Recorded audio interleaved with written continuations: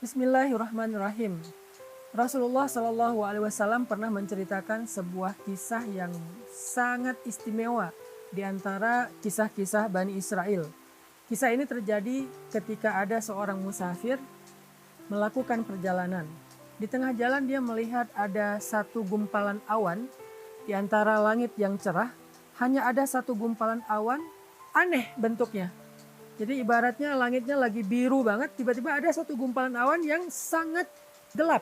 Seperti mendung, tapi cuma satu gumpalan kecil, nggak terlalu besar. Laki-laki ini memperhatikan gumpalan awan ini berarah ke arah mana. Tiba-tiba terdengar dari langit suara yang luar biasa menggelegar.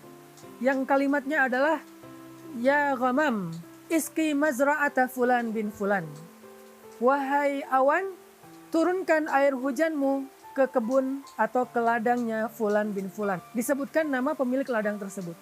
Kemudian laki-laki ini merasa heran, suara siapakah itu? Dan siapa laki-laki yang disebutkan di dalam suara tersebut?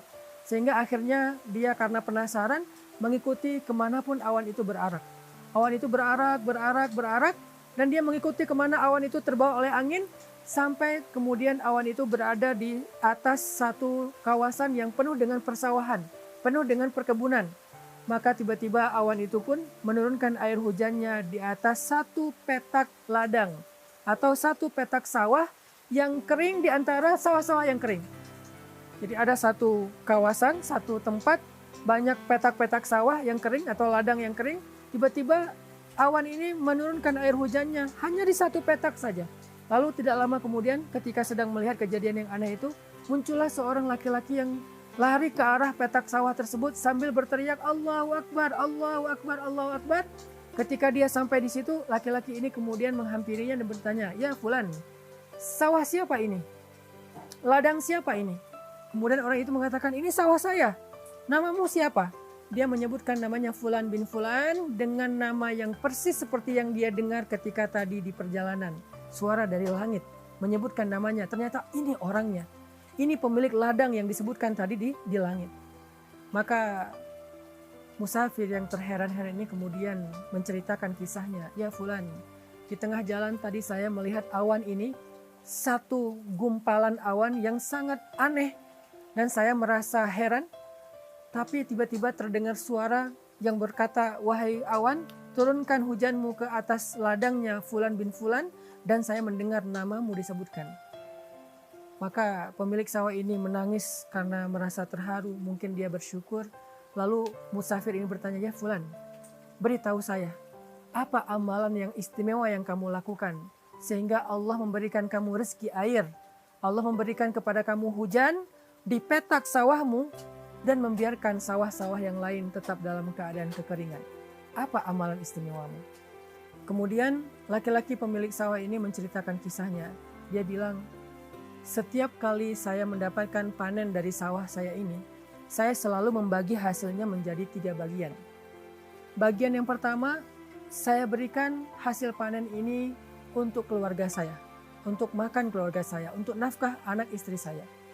Bagian yang kedua, saya jadikan hasil panen ini untuk saya putar kembali sebagai modal saya bercocok tanam di bulan-bulan berikutnya.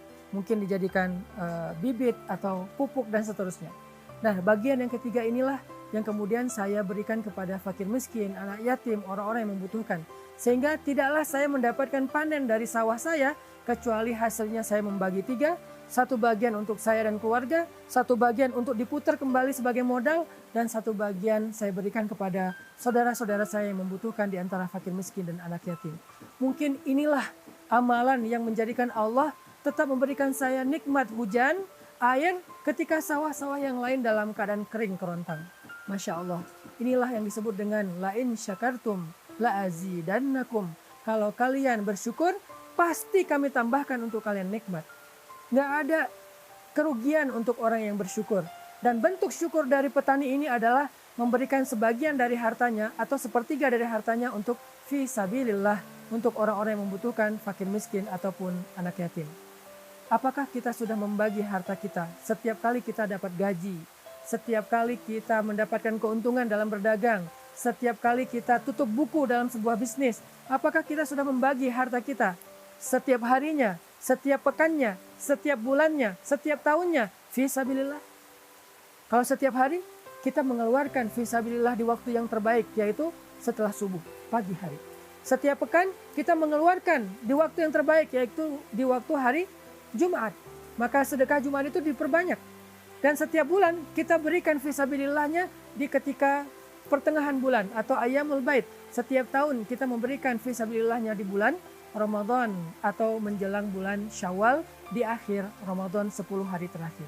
Inilah pembagian-pembagian yang paling istimewa, sehingga dengan kita rutin melakukan kebaikan ini, dengan bentuk syukur kita kepada Allah, Allah pasti akan memperlakukan kita seperti Allah memperlakukan sahibul mazra'ah, laki-laki pemilik sawah tadi, yang tidak pernah Allah kecewakan walaupun di musim kemarau ketika yang lain dalam keadaan kekeringan. Semoga kita termasuk di antara orang-orang yang Allah istimewakan seperti laki-laki tadi dalam kehidupan kita di dunia maupun di akhirat. Barakallahu fikum.